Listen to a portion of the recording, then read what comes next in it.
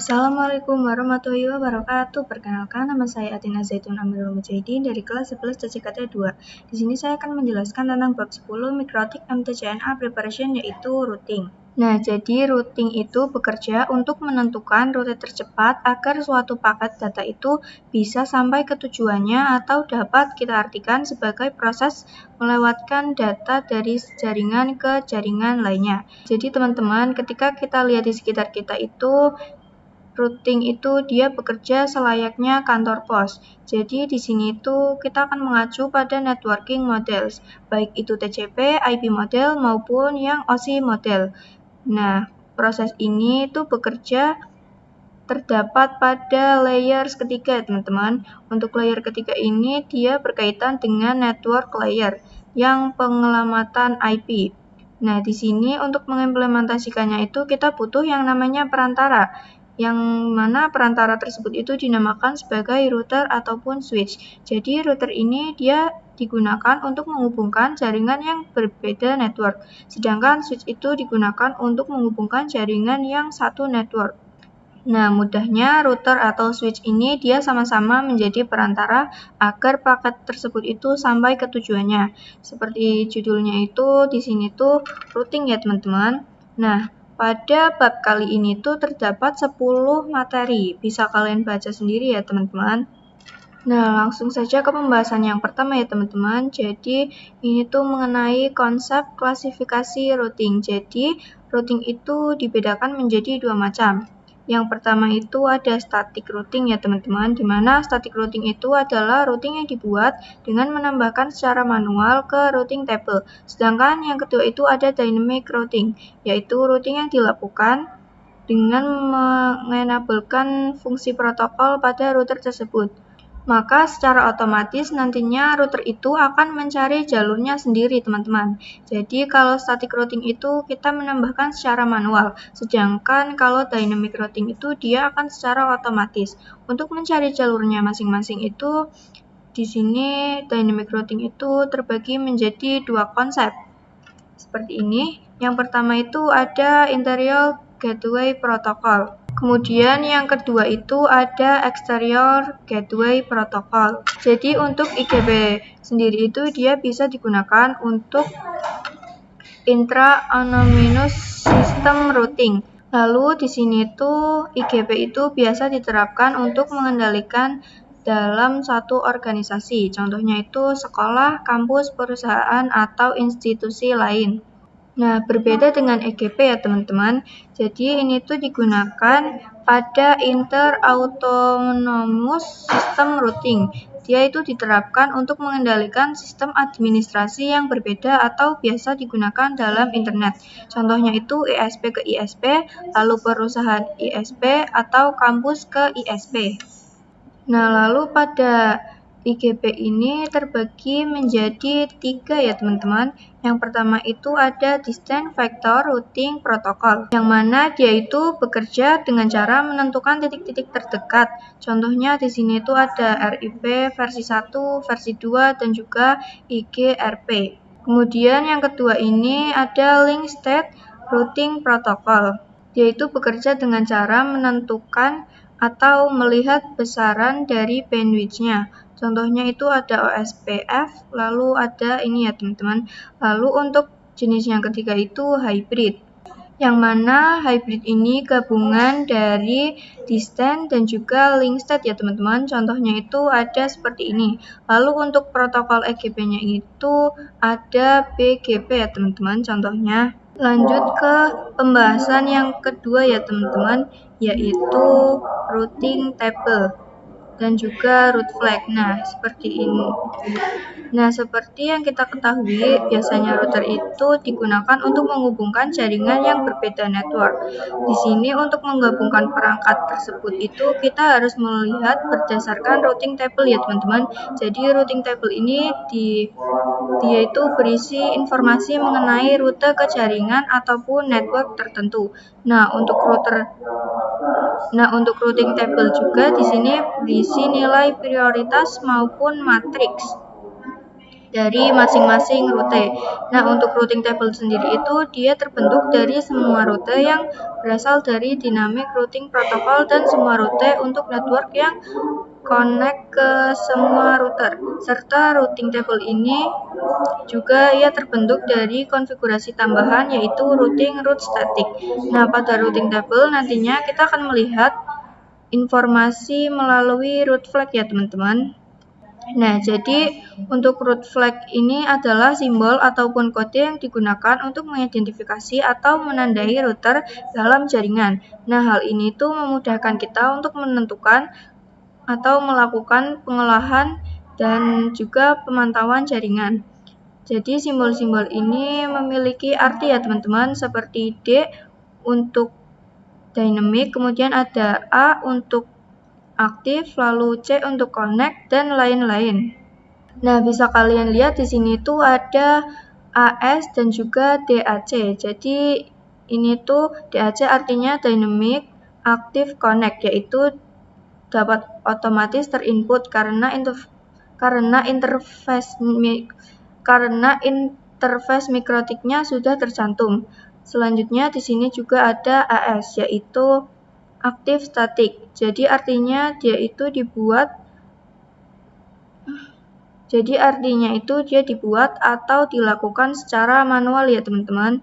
Jadi untuk AS itu dia menandakan bahwasanya dia itu melakukan atau dibuat secara manual. Lanjut ke pembahasan yang ketiga ya teman-teman, mengenai static routing. Nah, static routing sendiri itu adalah metode routing di mana jalur routing itu ditentukan secara manual oleh administrator jaringan dan tidak berubah secara dinamis. Nah, static routing ini biasanya diberlakukan dalam beberapa situasi ataupun waktu tertentu saja, tetapi hal ini tergantung pada kebutuhan, spesifikasi, dan karakteristik jaringan yang akan kita kelola. Nah, misalnya di sini itu kita memiliki kantor pusat dan beberapa cabang kantor ya teman-teman, yang mana kita itu ingin semua kantor dapat terhubung satu sama lain. Maka dari sini itu kita dapat menggunakan yang namanya static routing ya teman-teman, yaitu dengan cara menambahkan jalur manual ke routing table. Untuk rumus statik ini sebenarnya mudah ya teman-teman. Kita bisa katakan mau kemana dan lewat mana. Jadi kira-kira seperti ini ya teman-teman untuk cara kerja dari static routing. Nah, perhatikan ya teman-teman, di sini kita cukup fokus pada topologi yang saya miliki ini. Misalnya di sini itu ada router 1 ya teman-teman. Setelah itu ada router 2. Misalkan si router 1 ini dia ingin mengakses ataupun mengirim data ke PC ya teman-teman. Setelah itu yang mana PC ini dia terhubung pada router 2. Nah, kita harus memberitahu pada router satunya ya teman-teman, bahwasanya ketika kita ingin mengirimkan data ke PCB itu, kita harus melewati port tertentu, yaitu kita melewati 10.10.10.2. Seperti itu ya teman-teman untuk konsep singkat dari static routing. Nah, selanjutnya itu ada karakteristik dari static routing. Yang pertama itu, static routing dia itu mudah dikonfigurasikan pada jaringan yang skalanya kecil. Perlu kita ketahui bahwasanya static routing ini dia tidak cocok untuk digunakan ke jaringan yang skalanya besar. Kemudian static routing ini dia hanya membutuhkan perawatan yang ringan, dan juga untuk yang ketiga, static routing ini dia dilakukan secara manual. Lalu lanjut ke pembahasan yang keempat ya teman-teman, yaitu studi kasus static routing. Nah, untuk yang pertama itu static routing menggunakan dua router. Di sini kalian bisa lihat pada topologi yang saya miliki ya teman-teman. Di sini itu bisa dilihat terdapat 4 router, yang nantinya router ini tuh akan kita koneksikan satu sama lain. Untuk router pertama itu kita konfigurasinya sebagai WAN ya teman-teman, sehingga untuk router yang lainnya itu jika ingin terkoneksi dengan internet, maka dia itu akan menggunakan perantara mikrotik utama ataupun router yang utama. Nantinya kita itu akan membahas mengenai static routing dengan menggunakan router, yaitu 3 router dan juga 4 router. Yang pertama di sini kita akan membahas tentang static routing yang 2 router. Langsung saja kita bisa ke pinetnya terlebih dahulu. Lalu di sini saya membuat lab baru. Saya menamainya routing. Kemudian bisa langsung add. Saya akan menambahkan 2 perangkat mikrotik ya teman-teman. Caranya itu kita bisa klik kanan, lalu node, lalu pilih yang mikrotik router OS. Kemudian untuk namanya saya ganti menjadi router 1. Jika sudah, kita scroll ke bawah, lalu pada menu kamu option, kita hapus lalu save. Kemudian kita tambahkan lagi untuk perangkat mikrotiknya. Nah, maka di sini itu kita sudah memiliki 2 perangkat ya teman-teman. Setelah itu kita bisa tambahkan yang namanya ISP.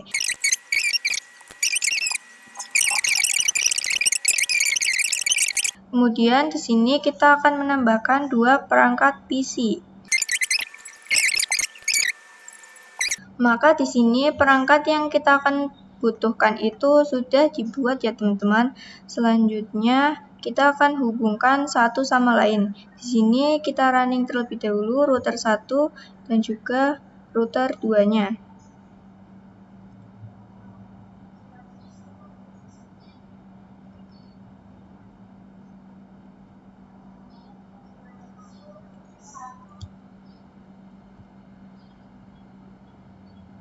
Kemudian kita coba hubungkan ISP ke router 1. Di sini kita save.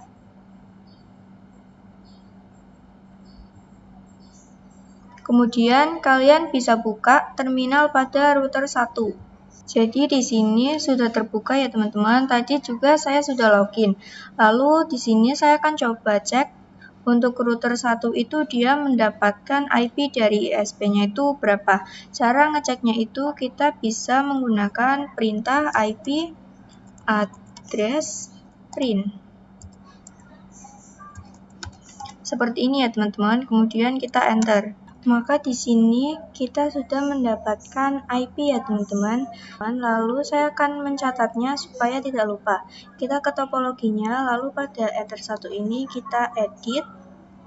Lalu pada bagian label, di sini kita bisa isikan IP-nya ya teman-teman.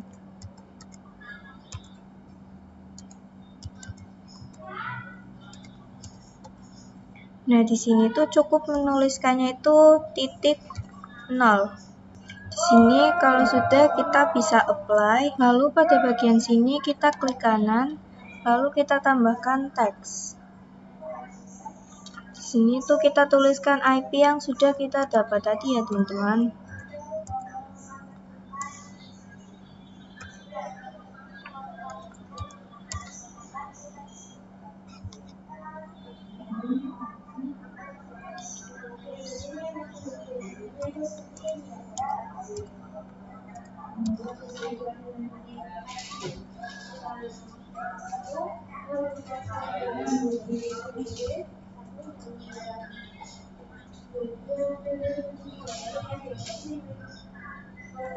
Lalu ini saya taruh di sini. Nah, di sini itu jangan lupa beri /24 jika sudah seperti ini ya teman-teman. Karena di router 1 ini tuh merupakan IP mikrotik satunya. Kemudian kita bisa koneksikan antara router 1 dan juga router 2-nya.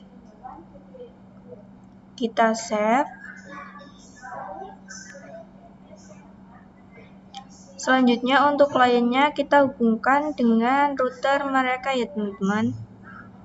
Router 1 dengan PC 1, lalu router 2 dengan PC 2. Kurang lebih seperti ini ya teman-teman. Selanjutnya di sini saya itu akan mencoba memberikan IP untuk semua perangkatnya. Kemudian pada bagian ini saya percepat ya teman-teman. Nah, ini sudah ya teman-teman. Selanjutnya di sini saya itu akan mengubah nama atau hostname dari mikrotiknya ya teman-teman. Di sini untuk router 1 dan router 2 itu kan hostname-nya masih mikrotik. Kita perlu ubah terlebih dahulu. Kita akan ubah pada yang pertama. Nih, bisa kalian perhatikan di sini tuh masih mikrotik ya teman-teman. Kita bisa mengubahnya menggunakan perintah. Kita pertama masuk ke sistem identity, lalu kita enter. Lalu kita set name, lalu sama dengan kita masukkan nama yang ingin kita ubah itu menjadi apa. Di sini saya akan mengubahnya menjadi router 1. Lalu jika sudah, kalian bisa enter. Maka di sini sudah berganti menjadi router 1 ya teman-teman. Di sini kita bisa cek menggunakan perintah print. Lalu kita enter. Nah, di sini sudah berubah ya teman-teman. Lanjut kita ke yang router kedua.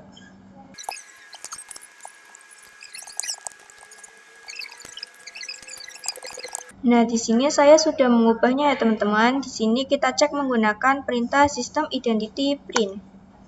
Maka di sini juga sudah bisa. Selanjutnya saya akan melakukan cek koneksi ya teman-teman. Kita bisa masuk ke command prompt. Nah, kita klik kanan, lalu run as administrator. Setelah itu kita bisa ketikkan root add, lalu kita masukkan IP yang kita dapatkan dari ISP. Selanjutnya kita akan memasukkan mesh-nya. Kita menggunakan 255.255.255.0 karena kita menggunakan /24 ya teman-teman. Selanjutnya kita masukkan IP yang dari PNet. Nah, ini saat saya enter maka ada tulisan OK ya teman-teman. Lalu di sini saya akan melakukan ping.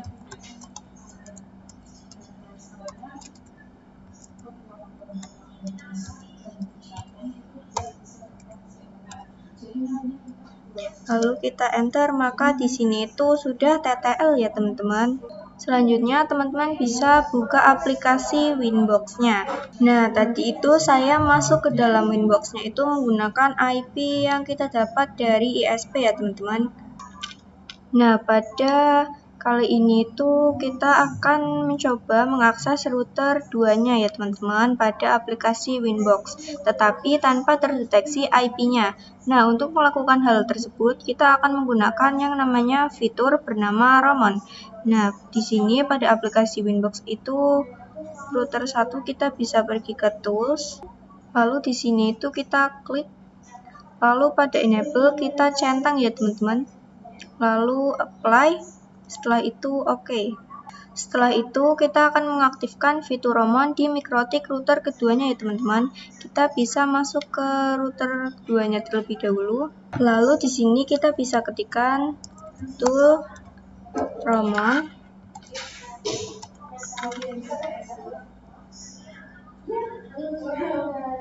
spasi set enable sama dengan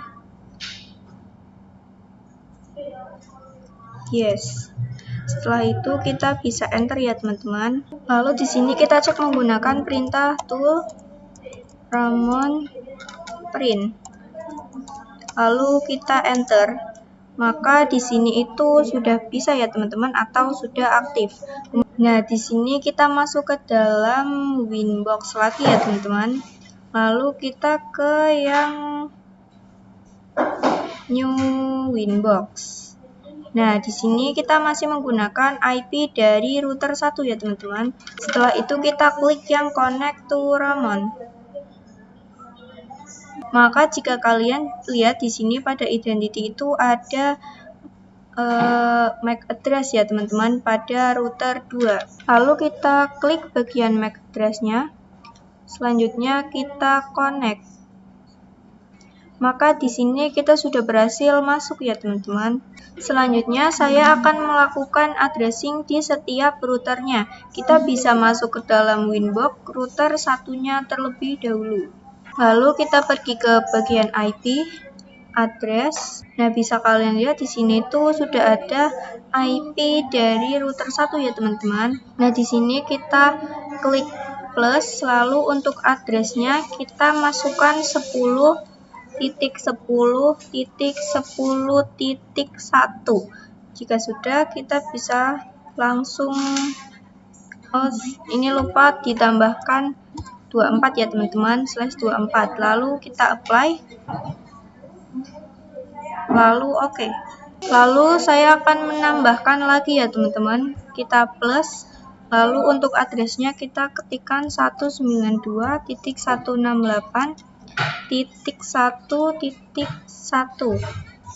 Lalu jangan lupa /24. Jika sudah, kita bisa apply, lalu oke. Selanjutnya, saya akan melakukan addressing pada router keduanya ya teman-teman. Caranya sama seperti tadi, kita pergi ke IP, lalu address. Nah, nantinya di sini itu akan ada dua interface saja ya teman-teman, yaitu 1 dan juga 2. Kita bisa langsung add, lalu kita isi 10.10.10.2/24. Nah, di sini kita menggunakan Ether 1 ya teman-teman, lalu apply dan oke. Lalu kita add lagi, kita isi 192.1.2.1/24. Selanjutnya ini Ethernya menggunakan Ether 2 ya teman-teman. Kita apply, lalu oke. Selanjutnya di sini tuh saya akan mengecek root table-nya ya teman-teman. Kita coba cek pada router 1 terlebih dahulu. Kita masuk ke dalam menu IP, lalu root. Nah, di sini bisa diperhatikan itu ada root flag-nya ya teman-teman. Di sini tuh tulisannya DAC atau Dynamic Connect, yang artinya itu dia sudah aktif dan sudah terkoneksi. Lalu dia juga sudah mendapatkan IP secara dynamic. Ketika sudah melakukan konfigurasi addressing pada interface-nya, baik itu yang mengarah ke klien ataupun router di sebelahnya, pastinya itu dia akan langsung didaftarkan untuk routing tables-nya ya teman-teman, itu secara otomatis. Tanda plus, lalu untuk address-nya kita isi menggunakan 192.1.2.0, lalu apply dan oke. Nah, setelah kita apply tadi itu akan ada tulisan AS ya teman-teman, yang artinya itu aktif static. Kemudian di sini kita akan lakukan juga pada router keduanya. Lalu kita pergi ke IP, routes. Nah, perhatikan di sini tuh ada dua ya teman-teman. Nah, di sini saya akan menambahkan network ya teman-teman. Kita itu isikan pada DSD address itu 192.1.1.0/24. Selanjutnya untuk gateway-nya kita isikan 10.10.10.1. Kemudian di sini kita bisa langsung apply, lalu oke ya teman-teman. Maka di sini itu sudah ada ya. Nah, selanjutnya saya itu akan melakukan pengujian pada VPC 1 dan VPC 2 ya teman-teman. Kita pergi ke topologi. Nah, di sini kita aktifkan dulu VPC 1 dan juga VPC 2-nya. Setelah itu kita masuk ke dalam terminalnya ya teman-teman. Di sini kita bisa ketikkan IP spasi 192.168.1.2/24. Lalu kita juga akan memasukkan gateway-nya ya teman-teman, yaitu 192.168.1.1. Jika sudah, kita bisa langsung enter saja. Lalu kita akan cek menggunakan show IP. Maka di sini IP-nya dan juga gateway-nya itu sudah ada ya teman-teman. Lalu kita ke yang VPC 2. Di sini pada VPC 2 itu kita ketikkan IP 192.168.2.2 lalu masukkan gateway-nya juga 192.168.2.1 lalu kita enter. Setelah itu kita ketikkan show IP. Maka di sini sudah ada ya teman-teman. Kemudian di sini itu saya akan mengecek ya teman-teman. Kita masuk ke dalam Winbox. Selanjutnya kita pergi ke terminalnya. Lalu di sini tuh saya akan coba ping ke Ether 3 milik router 1 ya teman-teman, yaitu ping 192.168.1.1. Kita enter. Maka hasilnya itu TTL ya teman-teman. Nah ini tuh artinya dari router 1 ke router 2 ataupun sebaliknya itu dia sudah bisa saling terkoneksi satu sama lainnya. Kemudian di sini saya juga akan coba pada PC-nya. Kita coba masuk ke dalam terminalnya PC 2 ya teman-teman. Di sini saya akan coba ping 192.168.2.2.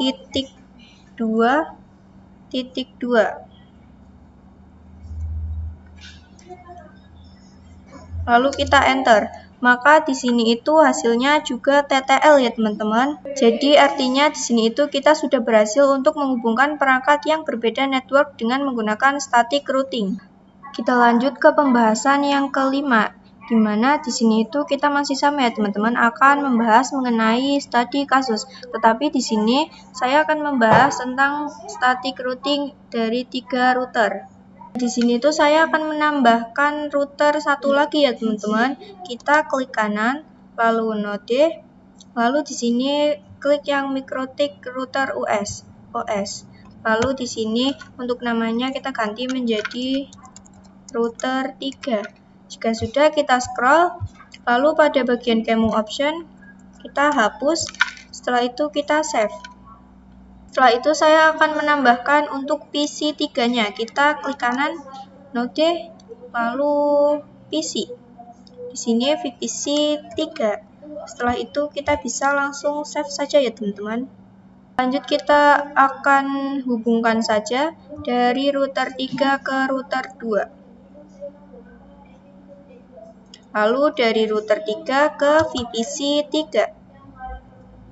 Selanjutnya, di sini saya akan menambahkan teks untuk IP seperti ini ya teman-teman. Di sini saya skip. Nah, di sini saya sudah menambahkan keterangan IP-nya ya teman-teman. Lalu di sini saya akan mengubah hostname untuk router 3. Caranya itu seperti tadi ya teman-teman. Kita masuk ke dalam MikroTik-nya terlebih dahulu. Di sini kita masukkan perintah sistem identity setname sama dengan router 3. Lalu kita enter ya teman-teman. Maka di sini tuh sudah berganti menjadi router 3 ya teman-teman. Nah, setelah itu kita pergi ke Winbox-nya router 2. Kita perbesar. Lalu di sini itu kita pergi ke menu IP. Ini kita ke address. Lalu pada address di sini itu kita tambahkan ya teman-teman IP-nya, yaitu 10.20.1/24. Setelah itu di sini untuk interface-nya menggunakan Ether 3. Lalu kita apply, lalu oke. Nah, selanjutnya di sini tuh saya akan melakukan addressing pada router 3 dengan menggunakan fitur Ramon. Jadi nantinya kita akan menggunakan via dari router 1, jadi nanti router 3 itu tidak akan terdeteksi dari IP-nya. Sebelum itu kita akan coba untuk aktifkan terlebih dahulu ya teman-teman untuk fitur Ramonnya yang berada pada router 3. Lalu ketikkan tool spasi Ramon spasi set enable sama dengan yes. Lalu kita enter. Nah, di sini tuh udah ada IP dari router 1. Kita bisa klik yang connect to Ramon. Maka di sini sudah ada MAC address dari router 3. Kita bisa klik lalu connect. Nah, di sini kita sudah berhasil ya teman-teman menggunakan fitur Ramon pada router 3. Nah, saya akan melakukan addressing pada router 3 ini. Kita ke IP address, lalu di sini kita add saja. Yang pertama itu ada 20.20.2. Kemudian untuk slashnya itu 24 ya teman-teman. Nah, kita masukkan addressnya itu 10.20.2.2/24 ya teman-teman. Lalu untuk interface-nya itu menggunakan Ether 1. Jika sudah, kita bisa apply, lalu OK. Lalu kita add lagi. Setelah itu kita bisa masukkan 192.168.3.1. Kemudian /24. Lalu untuk interface-nya kita menggunakan Ether 2. Lalu kita bisa apply dan oke ya teman-teman. Di sini kita sudah melakukan addressing pada router 3, yang mana di sini dia itu hanya memiliki 2 Ethernet saja. Teman-teman perlu kalian ketahui bahwasanya ketika kita menambahkan router baru itu artinya kita akan menambahkan network baru, yang mana di sini kita akan menambahkan network yang mengarah ke router 3. Nah, bisa dilihat pada router 3 ini terdapat 2 interface ya teman-teman. Selanjutnya di sini saya akan menambahkan lagi. Kita plus, lalu untuk destination-nya itu 192.168.2.0 dan juga kita tambahkan /24. Lalu untuk gateway-nya kita isi dengan 10.20.20.1. Jika sudah, kita bisa apply lalu OK. Selanjutnya di sini saya juga akan menambahkan lagi ya teman-teman. Di sini saya tuh menambahkan 10.10.10.0/24 dan juga gateway-nya itu 10.20.20.1. Jika sudah, kita bisa langsung apply lalu OK. Selanjutnya di sini saya akan menambahkan yang mengarah ke VPC 1 ya teman-teman. Kita menambahkan 192.168.1.0/24 dan juga gateway-nya masih sama. Kita apply lalu OK. Lalu pada router 2 ini saya menambahkan seperti ini ya teman-teman. Jika sudah, kita apply lalu OK. Selanjutnya di sini saya akan konfigurasi pada router satunya ya teman-teman. Di sini saya masuk ke IP lalu root. Di sini itu saya menambahkan 10.20.20.0/24. Lalu untuk gateway-nya kita isikan dengan 10.10.10.2. Setelah itu kita apply lalu OK. Kemudian saya juga akan menambahkan lagi untuk yang mengarah ke VPC 3 ya teman-teman.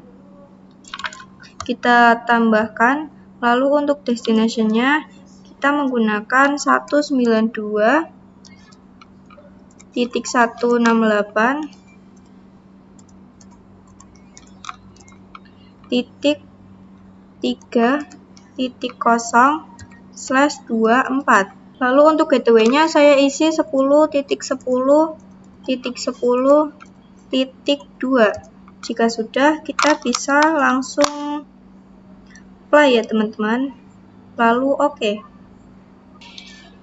Nah, maka untuk addressing pada router 1, router 2, dan router 3 itu sudah selesai ya teman-teman. Lalu di sini saya akan melakukan addressing di VPC 3. Kita menyalakan lalu kita buka ya teman-teman. Nah, pada PC 3 itu kita belum memasang IP sama sekali ya teman-teman. Kita bisa memasangnya menggunakan perintah IP 192.168.3.2/24, lalu kita masukkan gateway-nya ya teman-teman. Jika sudah, kita bisa langsung enter lalu kita tunggu. Lalu di sini saya cek IP-nya menggunakan perintah show IP. Maka di sini IP dan juga gateway-nya sudah masuk ya teman-teman. Selanjutnya di sini saya akan mencoba ping gateway-nya itu sendiri ya teman-teman. Kita bisa ketikkan ping 192.168.3.1. Kita enter. Maka di sini tuh TTL ya teman-teman. Selanjutnya di sini tuh saya akan coba untuk ping PC 3 ke PC 1, yang mana di sini tuh jelas-jelas dia itu sudah berbeda network. Jadi sebelumnya itu saya kan sudah melakukan addressing ya teman-teman pada VPC 1, 2 dan juga 3. Di sini tuh PC 1 saya akan coba cek terlebih dahulu ya, apakah IP-nya itu masih ada. Kita bisa ketikkan show IP. Nah, di sini masih ada ya teman-teman. Lalu pada PC 2 juga saya akan coba cek. Di sini juga masih ada. Nah, langsung saja di sini saya ping IP dari PC 1 ya teman-teman. Yang mana IP-nya itu 192.168.1.2, lalu kita enter. Maka di sini sudah berhasil. Lalu saya juga akan coba ping untuk yang PC 2.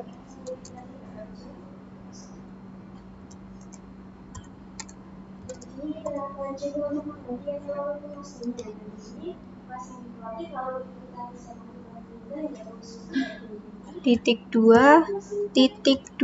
lalu kita enter, maka di sini juga sudah TTL ya teman-teman. Nah, jadi itu seperti itu ya teman-teman, fungsi dari static routing yang mana dia bisa menghubungkan klien yang berbeda network. Nah, sekarang kita akan coba melakukan trace ya teman-teman. Kita akan coba pada VPC satunya. Nah, di sini tuh kita ketikkan trace spasi 192.168.1.2 ya teman-teman. Jika sudah, kita bisa langsung enter. Nah, maka dia itu akan menunjukkan jalurnya ya teman-teman. Nah, masuk ke pembahasan yang ke-6 ya teman-teman, yaitu static kasus. Nah, pada pembahasan yang ke-6 itu, static kasusnya itu menggunakan 4 router. Jadi, kita akan menambahkan lagi ya teman-teman. Selanjutnya, di sini saya juga akan menambahkan 1 PC. Lalu, saya akan menghubungkan satu sama lainnya, dari router 3 ke router 4, lalu dari router 4 ke PC 4. Lalu di sini saya akan menambahkan note seperti ini ya teman-teman, agar IP-nya itu tidak lupa. Tapi di sini saya skip. Nah, di sini saya sudah memberikan note ya teman-teman untuk IP-nya. Lalu di sini saya itu akan memberikan atau mengganti nama ya teman-teman. Di sini sudah berhasil ya teman-teman. Selanjutnya di sini tuh saya akan mengaktifkan fitur romonya pada router 4 ya teman-teman. Di sini itu sudah pasti aktif ya teman-teman untuk fitur romonya. Kemudian di sini saya akan masuk ke dalam router Winbox router 4 dengan menggunakan via router 1. Kita bisa masuk ke dalam Winbox pada router 1. Lalu kita bisa ke new Winbox. Kemudian kita bisa klik yang connect to Ramon. Kita tunggu ya teman-teman sampai MAC address-nya muncul. Nah, di sini untuk router 4-nya itu MAC address-nya sudah muncul, kita bisa langsung klik lalu connect. Maka di sini sudah berhasil ya teman-teman. Kita bisa masuk ke dalam Winbox melalui router 1 dengan Ramon. Selanjutnya saya akan melakukan addressing juga pada VPC 4 ya teman-teman. Untuk nantinya pengujian, di sini saya buka dulu VPC 4-nya. Nah, di sini sudah terbuka. Lalu saya akan menyetingnya menggunakan IP 4.2 ya teman-teman. Kita bisa ketikkan IP spasi 192.168.4.2. Lalu jangan lupa masukkan gateway-nya, yaitu 192.168.4.1. Nah, di sini itu kita Jangan lupa tambahkan slash-nya ya teman-teman pada IP yang akan kita tambahkan. Jika sudah, kita bisa langsung enter, lalu kita tunggu. Kita cek menggunakan perintah show IP. Maka di sini tuh IP dan juga gateway-nya itu sudah muncul ya teman-teman. Selanjutnya kita masuk ke dalam router 3 lalu ke address. Di sini saya menambahkan IP ya teman-teman, yaitu 10.30.30.1/24. Lalu untuk interface-nya itu saya menggunakan Ether 3. Lalu kita apply dan oke. Selanjutnya kita pergi ke router 4. Nah, pada router 4 ini saya menambahkan IP ya teman-teman, yaitu 10.30.30.2 dan juga 192.168.4.1. Lanjut untuk melakukan konfigurasi static routing. Tapi sebelum itu kita akan coba melihat pada router 4. Di sini saya ketikkan IP neighbor print lalu kita enter. Maka di sini tuh yang muncul adalah router 3 ya teman-teman, yang berarti itu dari router 3 itu ke router 4 itu sudah menjadi neighbor atau tetangganya. Begitu juga pada network 4 ya teman-teman, karena di sini tuh akan terhubung ke router 4-nya. Nah, lalu kita pergi ke router 4, kita ke IP, lalu routes. Nah, untuk yang 30.0 dan juga 4.0 itu tidak perlu di-add lagi ya teman-teman, karena dia itu sudah menjadi neighbor ataupun tetangga. Maka kita tidak perlu menambahkan lagi, tapi di sini kita akan coba menambahkan yang mengarah ke VPC 3 terlebih dahulu, yaitu 3.0. Kita bisa langsung plus atau add, lalu di sini tuh untuk destination-nya kita tuliskan 192.168.3.0/24. Nah, lalu untuk gateway-nya kita bisa isikan 30.30.1. Ini kita tambahkan 10 ya teman-teman. Jika sudah, kita bisa apply, lalu oke. Nah, lalu di sini saya akan coba menggunakan yang mengarah ke router 2-nya. Kita bisa langsung plus, lalu masukkan ya teman-teman. Kita masukkan 10.20.20.0. Kemudian kita tambahkan /24. Untuk gateway-nya kita isikan 10.30.30.1. Jika sudah, kita bisa langsung apply, lalu oke. Selanjutnya kita akan membuat yang mengarah ke VPC 2. Kita add lagi, lalu IP-nya itu 192.168.2.0. Lalu kita /24. Lalu untuk gateway-nya itu 10.30.30.1. Di sini tuh kita langsung apply, lalu oke ya teman-teman. Kemudian kita bisa add lagi untuk yang mengarah ke router 1 ya teman-teman, dengan IP 10.10.0/24. Lalu untuk gateway-nya itu masih sama ya teman-teman. Selanjutnya kita tambahkan lagi address-nya itu 10.10.10/24. Lalu gateway-nya itu masih sama ya teman-teman, yaitu 10.30.30.1. Jika sudah, kita bisa langsung apply, lalu oke. Kemudian saya akan menambahkan lagi yang mengarah ke VPC 1 ya teman-teman. Nah, di sini tuh kita klik add. Lalu untuk IP-nya itu 192.168.1.0/24. Lalu untuk gateway-nya itu masih sama ya teman-teman, mengarah ke yang tadi, yang seperti Ether 3. Jadi kita samakan saja. Lalu kita apply dan juga oke. Maka yang di router 4 ini sudah selesai ya teman-teman. Kita lanjut ke yang router ketiga dan juga 2, lalu ke yang satunya. Lalu di sini kita pergi ke yang root, kita plus, lalu kita tambahkan yang mengarah ke PC 4 ya teman-teman. Untuk IP-nya saya menggunakan 192.168.4.1/24 dan juga gateway-nya itu sama ya teman-teman, seperti dan juga gateway-nya itu 10.30.30.3. Jika sudah, kita bisa langsung apply, lalu oke. Jadi pada router 3 ini saya hanya menambahkan satu saja ya teman-teman pada root list-nya.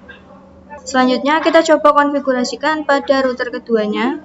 Pada router kedua itu saya akan menambahkan 2 network, yaitu yang mengarah ke router 4 dan juga yang mengarah ke VPC 4. Langsung saja kita bisa tambahkan yang mengarah ke router 4 terlebih dahulu ya teman-teman. Di sini itu IP-nya itu 30.30.30.1/24. Mohon maaf, ini kosong ya teman-teman. Lalu untuk gateway-nya itu 10.20.20.2. Jika sudah, kita bisa langsung apply, lalu oke. Selanjutnya di sini saya akan menambahkan lagi ya teman-teman. Kita menggunakan destination address-nya itu 192.168.4.0/24. Lalu untuk gateway-nya saya menggunakan 10.20.20.2. Jika sudah, kita bisa langsung apply, lalu oke. Nah, maka untuk yang di router 2 itu sudah selesai ya teman-teman. Kita lanjut untuk ke yang router pertama. Nah, di sini saya juga akan menambahkan 2 network ya teman-teman, yaitu yang mengarah ke router 4 dan juga yang mengarah ke PC 4. Kita bisa langsung pergi ke root list. Setelah itu kita add saja. Selanjutnya untuk destination address-nya itu kita menggunakan 10.30.0/24 ya teman-teman. Lalu untuk gateway-nya itu saya menggunakan 10.10.10.2. Jika sudah, kita bisa langsung apply, lalu oke. Lalu saya akan menambahkan lagi untuk yang ke PC-nya ya teman-teman. Di sini IP-nya itu 192.168.4.0/24. Lalu untuk gateway-nya itu 10.10.10.2 ya teman-teman. Jika sudah, kita bisa langsung apply, lalu oke. Lalu untuk konfigurasinya itu sudah selesai ya teman-teman. Saat ini kita hanya perlu melakukan pengujian. Di sini kita akan coba uji ping dari VPC 4 ke VPC 2, yang mana IP VPC 4 itu 4.2 ya teman-teman. Lalu untuk VPC 2 itu 2.2. Jadi di sini tuh jelas-jelas antara VPC 4 dan juga 2 itu berbeda network. Lalu kita masuk ke terminalnya VPC 4. Nah, maka ketika saya ping IP dari PC 2 itu akan TTL ya teman-teman. Begitu juga dengan sebaliknya. Lanjut ke pembahasan yang ketujuh ya teman-teman, yaitu static routing with internet. Nah, kalau kalian lihat di sini tuh router 2, router 3, router 4. Lalu kemudian pada PC-nya itu tidak bisa ping ke internet, karena di sini itu untuk langsung terhubung ke ISP-nya itu hanya routernya saja. Nah, di sini agar semua itu bisa ping ke internet, kita perlu menggunakan default route. Nah, jadi nanti untuk router 2, 3, dan 4 itu akan kosong default route-nya. Di sini langsung saja kita pergi ke Winbox router 2. Lalu kita pilih yang new terminal.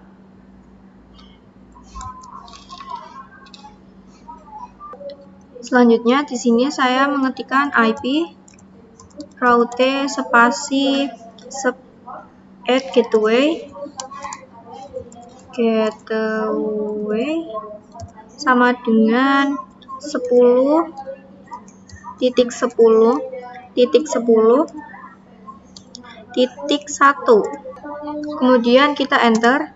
Lalu kita bisa cek menggunakan perintah ip root print. Lalu kita enter ya teman-teman. Nah, jika dilihat pada DST address itu ada seperti ini ya teman-teman. Selanjutnya kita bisa langsung ke Winbox-nya router 3. Selanjutnya kita klik add. Lalu untuk DST address-nya itu kita kosongkan ya teman-teman, atau kita isi seperti itu saja. Lalu untuk gateway-nya kita isi dengan 10.20.20.1.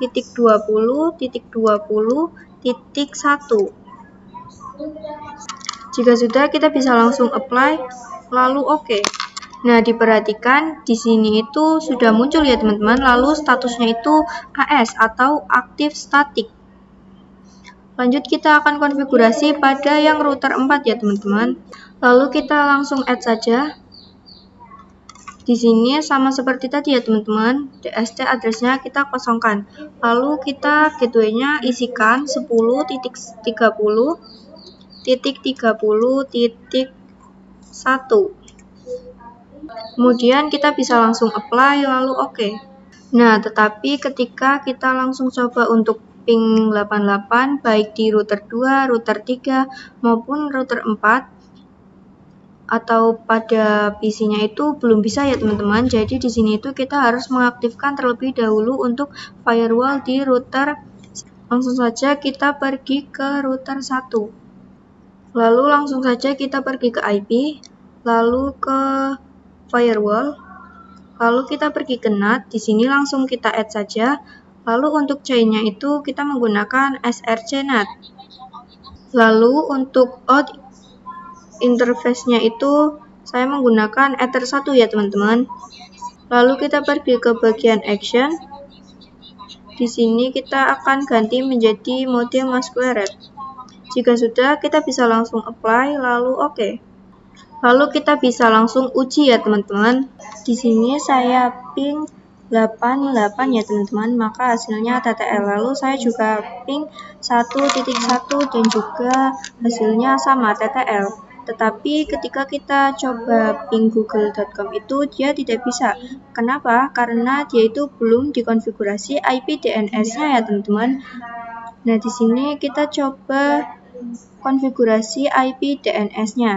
Di sini kita ketikkan IP DNS set server sama dengan 8.8.8. Lalu kita bisa enter.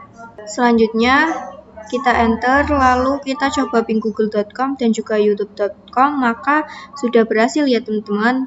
Lalu pada PC 4 itu kita bisa ping 88 tetapi tidak bisa ping google.com karena kita juga belum mengkonfigurasi yang ini ya teman-teman. Lalu kita bisa konfigurasi terlebih dahulu. Nah, ini caranya sama ya teman-teman. Kita perlu ketikkan IP DNS 88. Lalu setelah itu kita bisa ping, maka hasilnya sudah. Lanjut ke materi yang ke-8 yaitu mengenai konsep dynamic routing. Nah, routing dinamis merupakan salah satu cara untuk mendistribusikan informasi routing table secara otomatis. Jadi, ketika kita menggunakan dynamic routing dan jika kita menambahkan satu router baru di konfigurasinya, maka kita tidak perlu menambahkan informasi routing table ya teman-teman, karena kita menggunakan dynamic. Itu dia secara langsung, secara otomatis.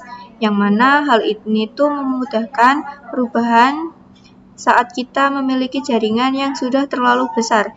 Nah, ketika jaringan kita itu kecil, kita bisa saja teman-teman dengan menggunakan static routing. Tapi ketika jaringan kita sudah sangat besar, maka kita harus menggunakan yang namanya dynamic routing.